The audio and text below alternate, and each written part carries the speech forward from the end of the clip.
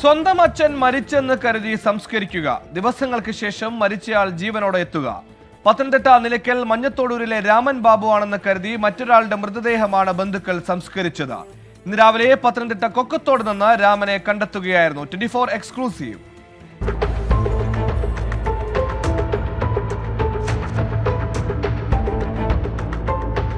ശബരിമല നിലയ്ക്കലിൽ കണ്ട മൃതദേഹം പിതാവിന്റേതെന്ന് മക്കൾ സ്ഥിരീകരിച്ചത് ഡിസംബർ 30-ന്. തൊട്ടടുത്ത ദിവസം സംസ്കാരവും നടന്നു.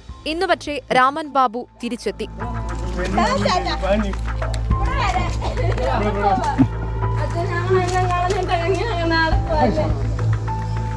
പത്തനംതിട്ടയിലെ കൊക്കത്തോട് വെച്ചാണ് ഇന്ന് രാവിലെ ചിലർ രാമൻ ബാബുവിനെ കണ്ടത്. പിന്നീട് ബന്ധുക്കളെത്തി ഇയാളെ തിരിച്ചറിഞ്ഞു.